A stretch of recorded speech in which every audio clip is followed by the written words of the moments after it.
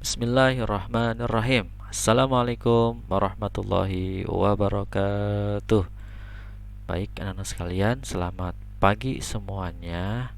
Apa kabar kelas 3A, 3B, dan 3C? Semoga sehat selalu ya anak sekalian. Selamat datang di pembelajaran daring PAI. Dan alhamdulillah kita kemarin sudah melaksanakan PTMT ya. Walaupun hanya sebentar, kurang lebih setengah jam, dan kita akan mulai lagi itu pembelajaran daring atau online. Mudah-mudahan nanti insya Allah kita bisa full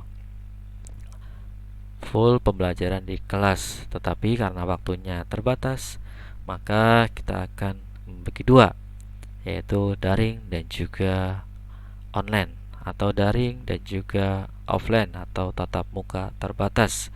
Mudah-mudahan tidak mengurangi semangat kalian ya untuk belajar bersama, untuk men-share bersama tentang pembelajaran PAI. Baik anak-anak sekalian yang Bapak sayangi semuanya, sebelum kita mulai belajar, alangkah lebih baiknya kita berdoa ya. Bismillahirrahmanirrahim. Raditu billahi robba wa bil islami dina wa bi Muhammadin nabiyya wa rasula rabbi zidni ilma warzuqni fahma. Kami ridha Allah Subhanahu wa taala sebagai Tuhanku, Islam sebagai agamaku, dan Nabi Muhammad sebagai nabi dan rasulku.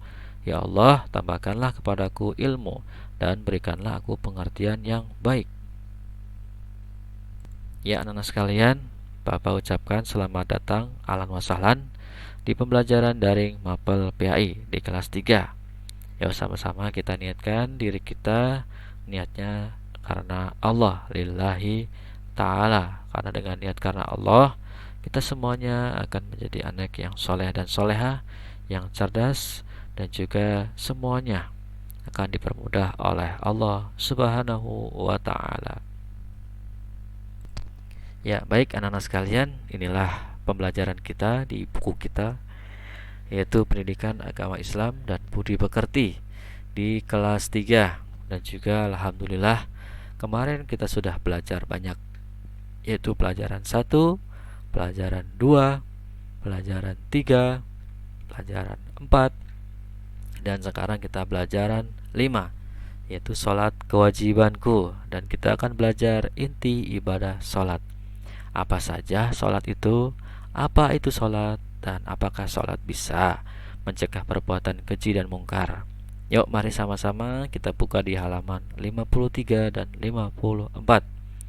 Yuk kita cari sama-sama di halaman 53 dan 54.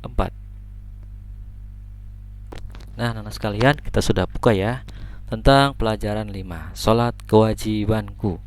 Sholat merupakan tiang agama. Barang siapa yang menegakkan sholat berarti telah menegakkan agama, dan barang siapa yang meninggalkan sholat berarti meruntuhkan agama.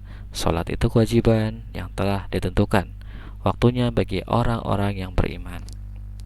Ya betul anak-anak sekalian, sholat itu merupakan tiang agama ya. Kalau kita sholatnya bolong-bolong ya, berarti agama kita semuanya ya sangat diragukan. Dan barang siapa yang sholatnya rajin, tekun, maka ibadah-ibadah yang lain, maka agamanya akan kokoh.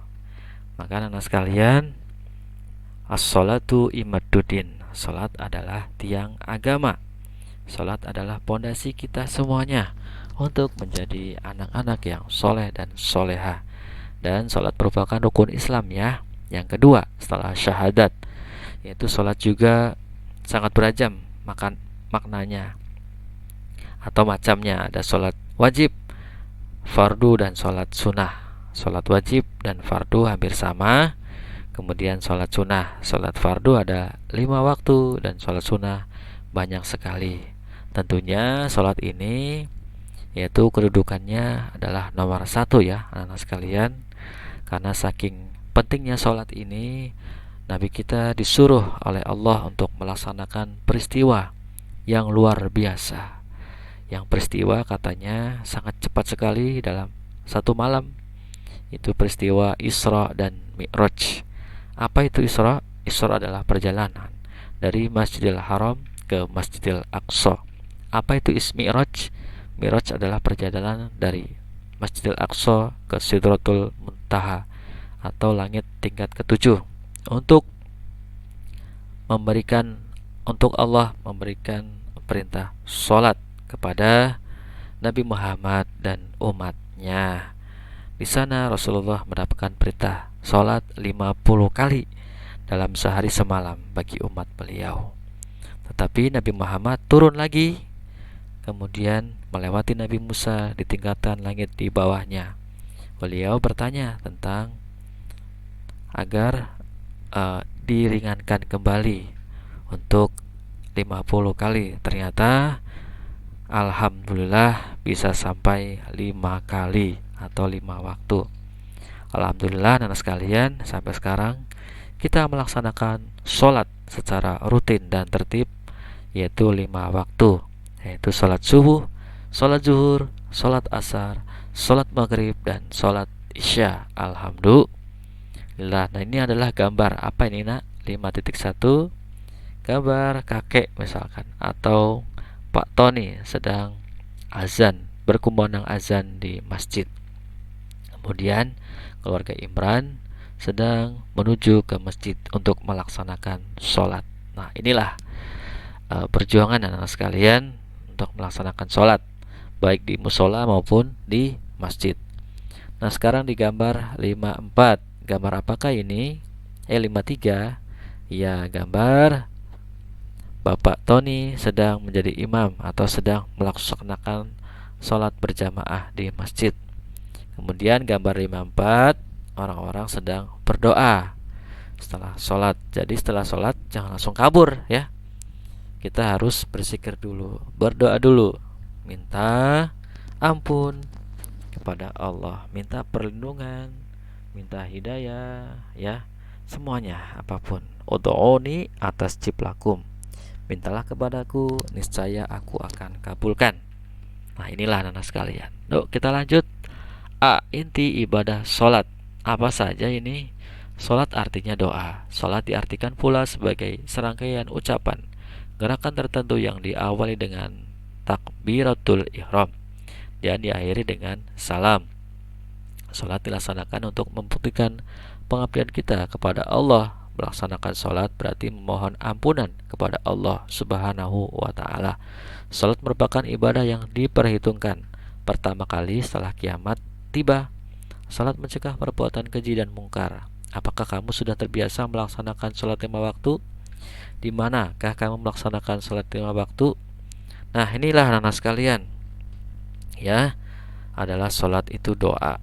Doa kepada Allah, karena kita butuh kepada Allah, karena kita butuh untuk diampuni dosa-dosanya.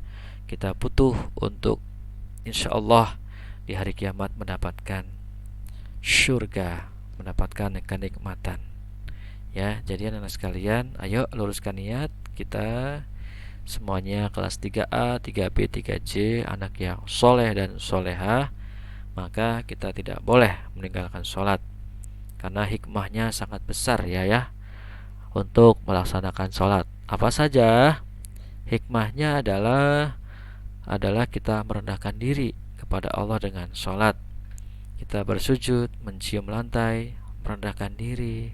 Tidak ada yang hebat. La haula wala quwata illa billahil aliyyil azim. Tidak ada daya upaya kecuali Allah Subhanahu wa taala. Yang kedua apa nak? Meluruskan akhlak ya, dan mencegah perbuatan keji dan mungkar. Ya, dengan sholat insya Allah kita bisa menjauhkan seorang muslimin, seorang yang beriman, dari perbuatan keji dan mungkar.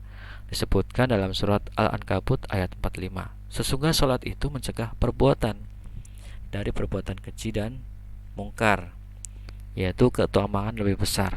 Masa ada sholat masih berbuat tidak baik, ya berarti sholatnya dipertanyakan. Kemudian bertobat ya, minta ampun melalui sholat. Kita dalam hidup pasti tidak luput dari dosa dan noda, makanya baik disengaja maupun tidak. Makanya dengan itu kita mensucikan diri, yaitu dengan sholat. Dengan sholat pun kita bisa mengokohkan akidah, keyakinan kita tambah kuat ya, Aku yakin sholat dapat mencegah perbuatan keji dan perbuatan mungkar. Itu pasti. Itu riwayat hadis, riwayat Baihaqi. Sholat itu adalah tiang agama. Maka barang siapa yang mendirikan agama, maka dia mendirikan sholat. Barang siapa meninggalkannya, maka telah merobohkan, menghancurkan agamanya. Yuk kita sama-sama sholat ya, jangan sampai ditinggal. Ada nyanyian nak? Bisa nyanyi sama-sama? Yuk kita nyanyi sama-sama sholat kewajibanku dengan ada lagu Kuku Ruyuk. 1, 2, 3.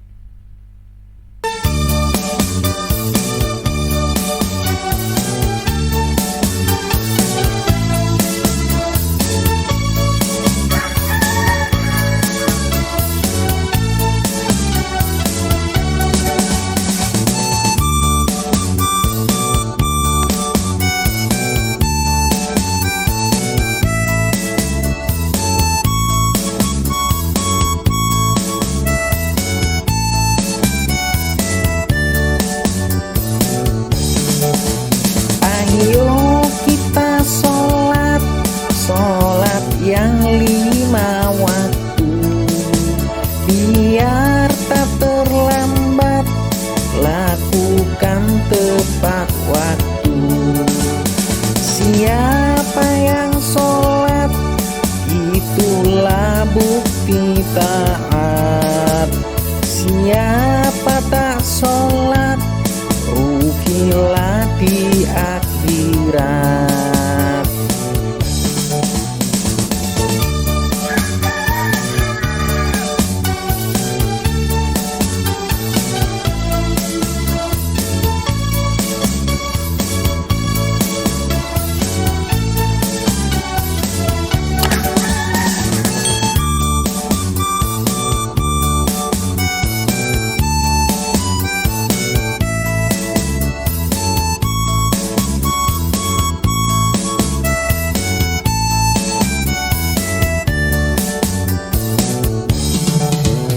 Ayo kita sholat, sholat kewajibanku, melakukan sholat pengabdian diriku, memohon ampunan dan selalu bertobat.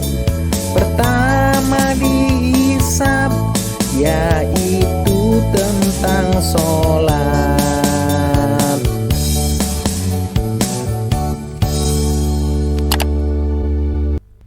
Ya itulah tadi ya nak, tentang lagu kita sholat kewajibanku dengan ada lagu Kuku Ruyuk. Yuk kita hafalkan ya. Dan juga tidak lupa, tidak cuma dihafalkan tapi dipraktekkan dalam kehidupan sehari-hari. Biar tak terlambat, lakukan tepat waktu. Siapa yang sholat itulah bukti taat. Siapa yang tak sholat, rugilah di akhirat. Ayo kita sholat, sholat kewajibanku, melakukan sholat pengabdian diriku, memohon ampunan dan selalu bertobat.